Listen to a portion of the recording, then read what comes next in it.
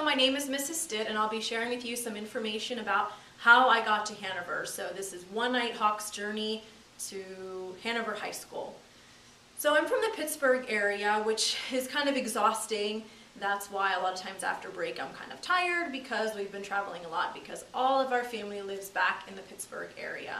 I went to a fairly large high school. I graduated with about 300 students. It was a school named Penn Trafford in Jeannette, which, like I said, is in the Pittsburgh area. It was a very competitive high school, at least our grade was. So for example, I was 60th in my class and there were 300 of us there, but I had a 3.76 GPA, so it was very competitive. But I think it ended up making me a stronger person. So while I was at Penn Trafford High School, I participated in a number of different activities. So I participated in athletics, because I was a three-sport athlete. So I was very busy with cross country, basketball, and softball.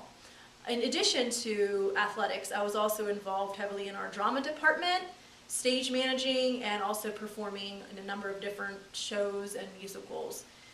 So that was great. Then, of course, it came time to make, in high school, just to share with you a funny story, I also, in ninth grade, and the quality of this is not very good, but one assignment that I wanted to share with you that I still have from ninth grade was my family tree that we had to make. And as you can see, it's kind of falling apart. But this is my family tree, so a little bit of background, even to the background I'm giving you, is the fact that I am kind of a quarter of everything: Italian, English, Hungarian, and Romanian. So kind of surprising, I'm sure you might be thinking, that this ninth grade assignment has made it this long. But I am glad that I had this assignment to do. So like many juniors and seniors, I started to think about if I'd like to further my education, which I did. I knew from high school that I wanted to become a language arts teacher. And so I wanted to be close enough to home, so I ended up deciding upon going to Clarion University, which is about an hour south from Erie. I think from here it's probably about 5 hours, but 2 hours north from where I was from. So it was a good enough distance that I could get home if I needed to, but far enough away that I could kind of make my own life.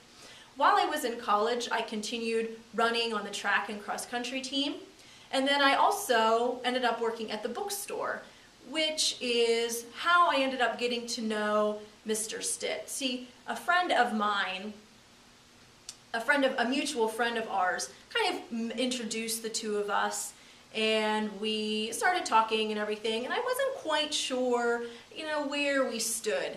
But when he came in to visit me at my place of work, at the bookstore, like I said, and knew that I worked there, and then a few days later I ended up getting flowers. He had flowers sent to me, and I still have the card that he sent to me. It says, "Megan, I'm crazy about you, love, Chuck." And I can give you time to say aw. Okay, like I should have with that. So we met our third year of college and continued dating really ever since then. So I graduated from Clarion in 2001, which seems like yesterday, but it was many, many years from there. And then I ended up teaching my first job at Oil City, which was about an hour north of Clarion. A little bit of a larger school as compared to Hanover, but really not much larger. And while I was there, I taught 9th grade, 10th grade, speech, and journalism. So it was a pretty demanding schedule. I only taught for a year at Oil City because I knew that I wanted to be in this area. I knew I wanted to be in the York area because it was very promising economically as far as the jobs were concerned, because Pittsburgh was not at the time.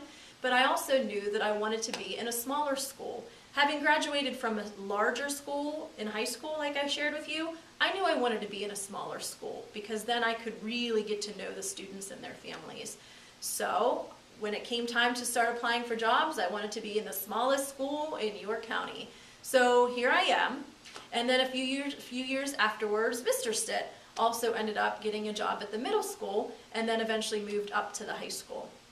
And we, speaking for the two of us, but since it's a speech mostly about me, I'll stick with myself. I'm completely thrilled to be at Hanover. I think we have the best students, bar none, and the best teachers, and a supportive administration. The teachers would do anything to help all of you because we are certainly here for you. Our faculty, as a matter of fact, is very close. One example of this is a number of years ago, a few of us have traveled to different countries outside of the United States. We've traveled to Italy, and we've traveled to England.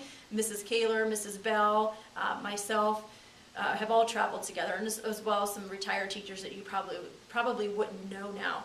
But I got this at a medieval horse race that we actually attended, which was a pretty crazy story.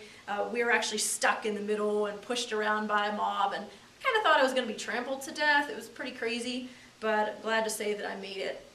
So this was a great experience, and I'm so thankful that I was able to share it with my colleagues. So that's a little bit about how I ended up at Hanover, One Nighthawk's journey to Hanover High School. And thank you so much for your attention, and I really look forward to learning all about you through your informative speech.